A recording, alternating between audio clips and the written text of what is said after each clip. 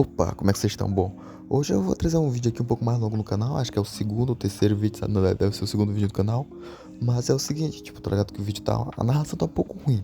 Porque eu tô começando, mas eu pego o jeito. Então eu quero que vocês me apoiem aí, me ajudem a crescer e desenvolver minhas habilidades de narração. Então, sem mais enrolação, vamos pro vídeo. Sobre já começa num lugar que aparentemente é meio que um cativeiro, com uma mulher perguntando pra onde eles foram. Aparece um mendigo no chão.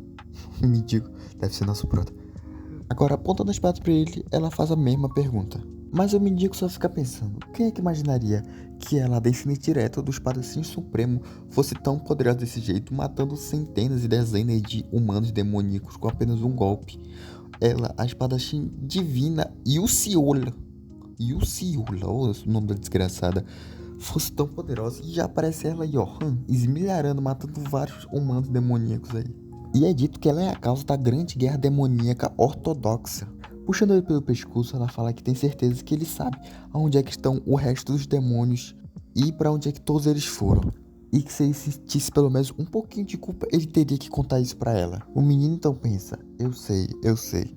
Só que eu não consigo falar nada porque cortaram minhas cordas vocais. E há um feitiço no meu coração que me impede de contar qualquer coisa sobre os humanos demoníacos. Então a gente já vimos que tem um feitiço ou tipo alguma magia no coração dele, que se ele contar alguma coisa, o coração dele para. Ela diz que essa é a última chance dele de se redimir.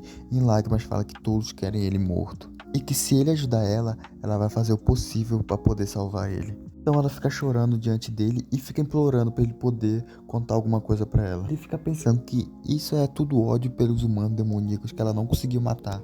Talvez seja isso. Mas a razão mais lógica é por causa do espadachim meteoro chamado de Jang Seung. E é mostrado que o noivo dela foi sequestrado pelos humanos demoníacos. Isso é realmente muito patético. A mulher mais forte do mundo, ansiosa por causa de um homem, chegando a se humilhar e chorar. Jogando o menino no chão, ela fala que se eu soubesse que você era tão vil assim, eu teria te matado a primeira vez que a gente se encontrou. E eu me arrependo tanto de não ter feito isso. A primeira vez que nos vimos, quando será que foi a primeira vez? Eu acho que foi muito diferente do que eu lembro. Aqui a gente tivemos a cena de duas crianças e ele fica se perguntando aonde foi que as coisas começaram a dar errado. Eu sou um traidor miserável, eu ataquei tantas pessoas pelas costas e me aliei aos humanos demoníacos, então agora eu entendo tudo perfeitamente. Tudo isso deve ser apenas o karma. Enxugando as lágrimas, ela olha pro lado e percebe que ele está tentando escrever alguma coisa e o chama de Gun Yokshun. E pergunta o que é que ele está fazendo. Com o sangue do seu dedo, ele está escrevendo algumas coisas no chão. Porém, a gente vê que o coração dele começa a ser afetado por causa do feitiço demoníaco que está no coração dele. Então ele começa a vomitar muito sangue e ele diz que a maldição no coração dele é que se ele contar alguma coisa, o coração dele vai explodir imediatamente. Ela corre pra ele e tenta ajudar ele, falando que ele está sangrando muito e ele não precisa escrever nada. Ele pensa que no momento ele não consegue ouvir nada que ele está falando. Então ele fala pra ela que ele foi manipulado esse tempo todo e nada daquilo foi escolha dele. Será que você acreditaria em mim? Bom, acho que até parece, eu poderia dar mais de 1000 desculpas, mas agora já é tarde demais. Ele então acabou desenhando alguma coisa no chão e de repente o coração dele começou a explodir. E ele fica se perguntando por que ele seguiu nesse caminho. Então ele acaba lembrando de um momento da vida dele, que é de sua irmã, dizendo para ele ser feliz. A garota fica gritando pelo nome dele, perguntando se ele consegue ouvir ela. Cada arrependimento, os grandes e os pequenos, assim formaram por completo a minha vida. A cena parte para uma garota com os olhos todos ensanguentados falando, é você, né? Assim é a morte do nosso protagonista. A garota está chorando muito pela morte dele. Então, vendo outro flashback dele, vemos uma garota no chão perguntando por que ele estava chorando. Dizendo ele que era apenas a chuva, que ele não estava chorando. Entendo, você não está chorando. Mas e a lua? Ela já está no céu? Ele responde que sim, que a lua já estava lá em cima. Então ela estende a mão para ele e vimos que de repente ela cai no chão. Então é nos dito que o Gun Yangshun do clã Sunshin nasceu em um clã renomado da facção ortodoxa e viveu como um artista marcial ortodoxo. E antes de trair eles para passar pro lado negro, que foi o lado dos humanos demoníacos, o culto demoníaco perdeu a grande guerra demoníaca ortodoxa e o Gun Yangshun foi torturado como um prisioneiro de guerra. Então finalmente vemos ele fechando seus olhos. Enquanto de repente ele escuta alguém chamando Patata, Patata. Então a gente vemos que era aquela garotinha, com uma batata na mão. Então vemos um garoto, ele fica meio confuso e fica se perguntando como é que eu vim parar nesse momento novamente. Olhando para suas mãos e sem acreditar no que estava acontecendo, ele falou que tem certeza que ele violou a proibição do demônio celestial e seu coração naquela hora foi explodido, que fez a vida dele terminar no braço da Rui Ciola. Mas ele percebe que o coração dele tá batendo normalmente, como se nada tivesse acontecido. E julgando pelas mãos dele limpas e pequenas, ele deve estar imaginando que esse deve ser o eu dele jovem. Ele fica imaginando que aquilo talvez seja um sonho, mas por que que estaria acontecendo? E que aquela nem foi a primeira vez que ele se encontrou com ela. Então ele fica se lembrando do que é que ele falou naquela época. Então ele se lembra que naquele dia ele bateu na mão dela, derrubando a batata no chão e falando para ela como ela ousava se meter no caminho dele e que ela devia saber seu devido lugar. Então ele fica indignado, fica pensando, eu realmente fiz isso? Eu tô vendo que eu tô vivendo isso como um sonho e eu realmente tenho muitos arrependimentos em minha vida. A menina, já desistindo da batata pra ele, fala que parece que ele realmente não gosta de batatas. Mas dessa vez ele aceita a batata e começa a agradecer ela. Mas quando ele dá uma mordida na batata, ele acaba cuspindo, falando que aquilo nem era real, mas realmente era muito quente. A garota começa a sorrir e fica falando que o rosto dele ficou todo vermelho. De repente aparece um homem gritando por Jovem Mestre. Jovem Mestre, você sumiu de repente. Porém, é dito que esse cara é o guarda-costa dele e ele fica tentando se lembrar qual era o nome desse cara. Então o homem fala pra ele que estava muito preocupado e pensou que tinha acontecido alguma coisa com ele. Então ele começa a reparar naquela situação, vendo que a língua do jovem mestre estava queimado e a menina tinha oferecido uma batata pra ele. Então o guarda-costa pergunta como ela ousa fazer isso com ele, já puxando sua katana. Porém ele fala que está tudo bem e fala pra ele dar aquilo. Ele, sem entender, pergunta o que é aquilo. Então ele fala, o biscoito de mel, eu sei que você tem um com você. Ele entrega o biscoito e fala que aquele é o último biscoito. O garotão acaba perguntando se a menina queria aquele biscoito. Então ela pergunta se ele realmente ia dar aquilo pra ela. E ele fala que, claro, que estava dando pra ela. Então ele fala que ele recebeu uma batata muito deliciosa e isso é o mínimo que ele poderia fazer. A menina, já babando, fala que é a primeira vez que ela ganha algo que brilha tanto e que tinha um cheiro tão doce. De repente aparece um senhor correndo e percebemos que ele é o avô dela e ele corre pros braços dela, perguntando se ela estava salva. E ele diz pra ela não soltar mais a mão dele. Ela fala que estava tudo bem com ela e que ela tinha até pegado batata pra ele. Então ele começa a chamar ela de idiota e fala que as batatas não eram problema. E pergunta se ela tinha se machucado ou alguma coisa. Ela diz que está tudo bem, mas nosso protagonista aparentemente já conhece esse senhor. Ela fala que também deu uma batata pra aquele garoto, então o avô dela de repente pega na mão dela. Então eles acabam se curvando e falando que a neta dela não conhecia os caminhos desse mundo e acaba cometendo um grave crime sobre o jovem mestre, sendo que ele é de uma família prestigiosa daquela região. E ele começa a se desculpar se ela tinha ofendido ele de alguma forma. Então ele fala que estava tudo bem, que ele é muito grato a ela porque ela deu uma batata deliciosa pra ele quando ele estava com muita fome. E fala que a única coisa que tem pra retribuir ela é aquele biscoito de mel. Se pergunta se ela poderia aceitar o biscoito. Fica muito feliz com aquilo e fala que aquilo parecia muito gostoso. Mas na hora o avô dela puxa e sai correndo com ela, falando que eles não poderiam aceitar algo tão precioso assim. E que eles estavam indo embora pra não incomodar o jovem mestre. Então ele pega a garotinha no colo e sai correndo com ela. O garoto fala pra eles esperarem um pouco. O velhote fala que se o senhor está bravo, você pode contar tudo em mim, mas poupe minha neta. Porém, nosso protagonista acaba entregando o biscoito na mão da menina e fala que ali era a resposta dele. Que depois eles se viam novamente.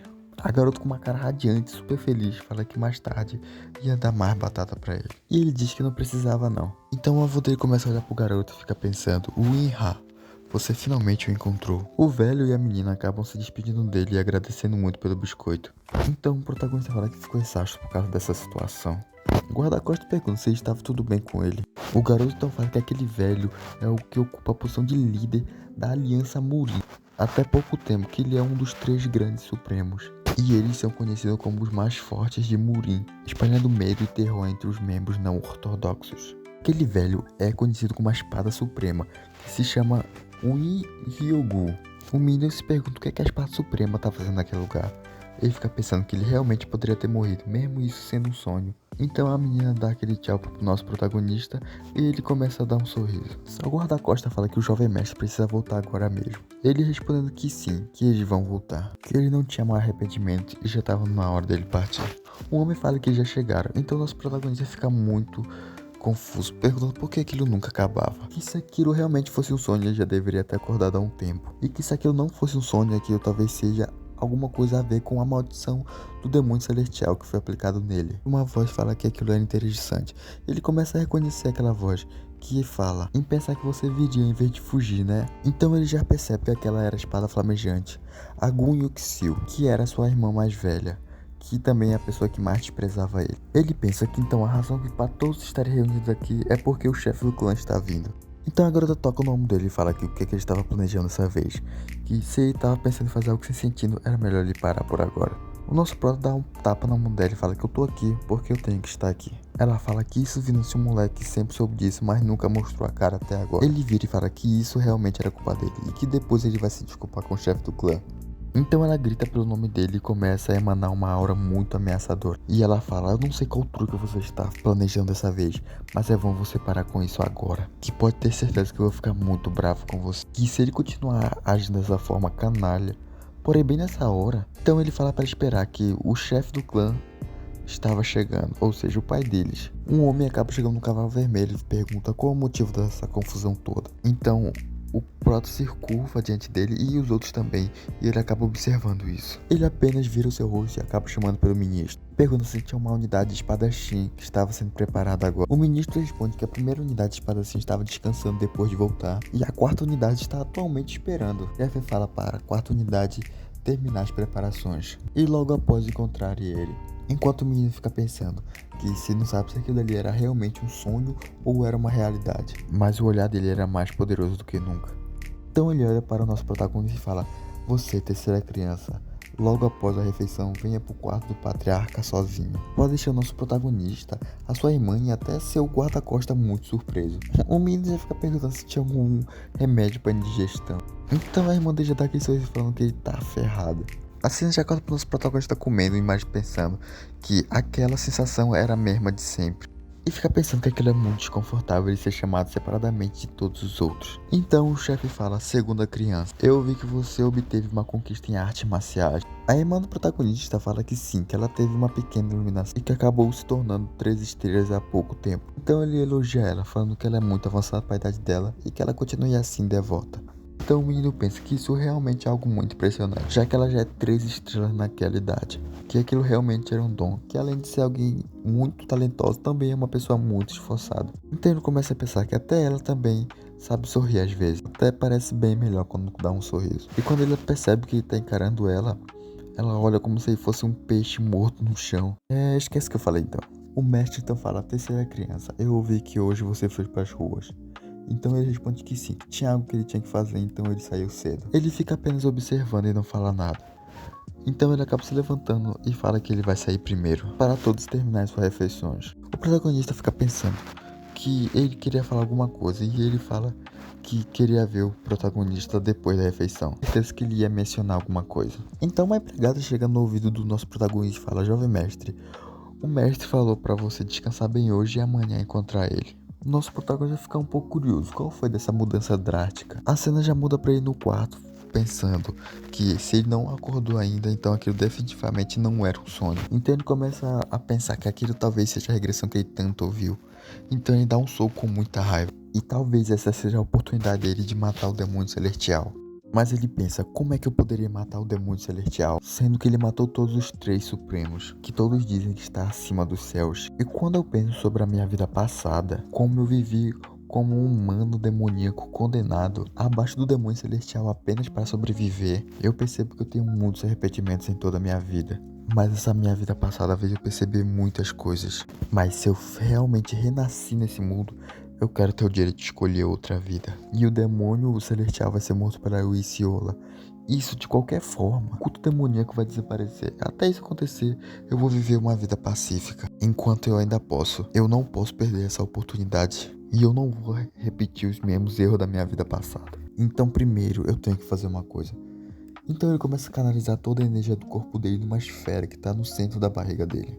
Então ele fala que ele procurou no corpo dele inteiro, mas ele só achou uma esfera de poder. Ele vendo que realmente ele era muito fraco e vendo que sua irmã realmente era muito incrível.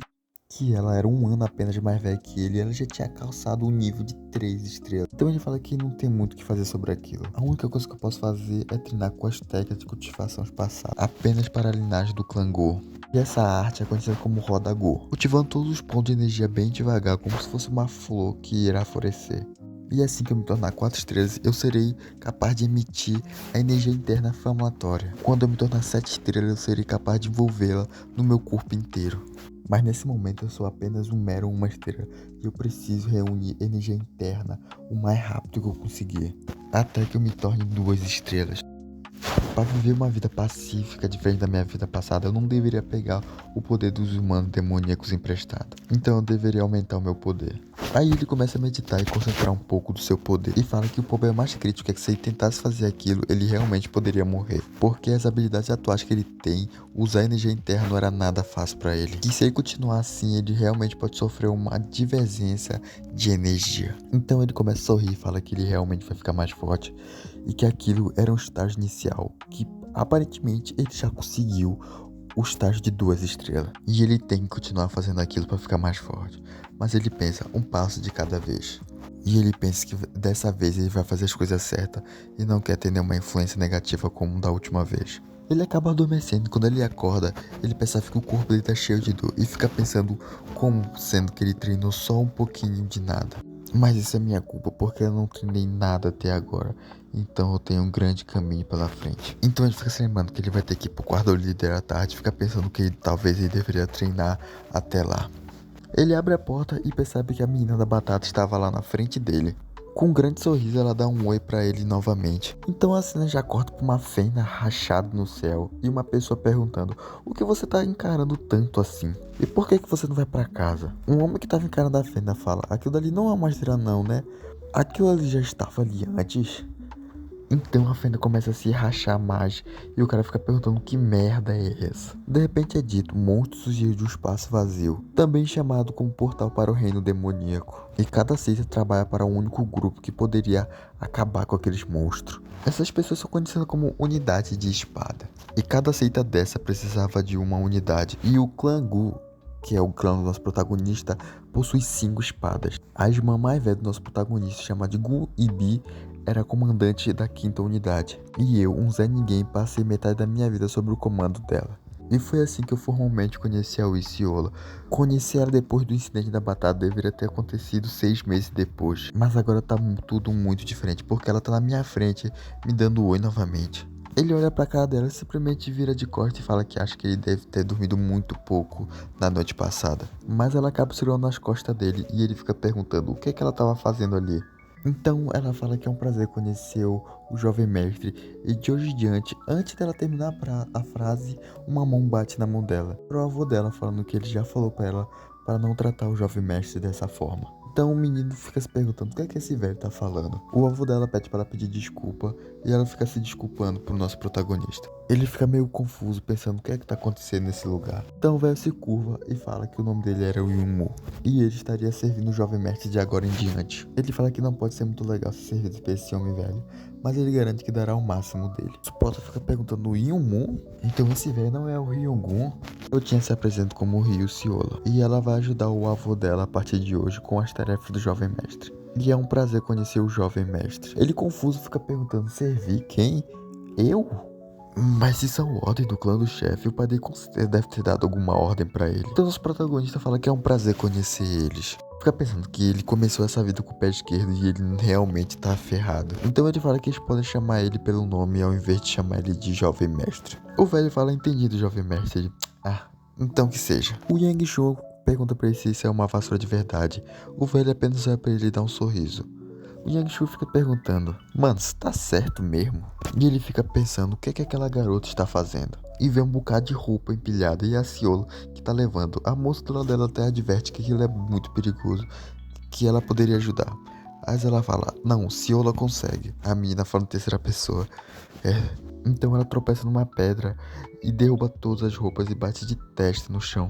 O Yang Shun fica se perguntando como essa garota pode ser tão desajeitada desse jeito. Ela deveria ter muito talento para artes marciais, mas como ela consegue ser tão desastrada desse jeito? A Ciola acaba se levantando e a garota pergunta pra onde é que ela tá indo. Então ela chega de frente ao Yang Shun, de frente pro nosso protagonista. Ela tá chorando e ele pergunta o que ela tá fazendo. A Ciola fala que mandaram seguir ele pra onde ele fosse. E ele pergunta quem foi que mandou ela fazer isso. Ela responde que foi o avô dela.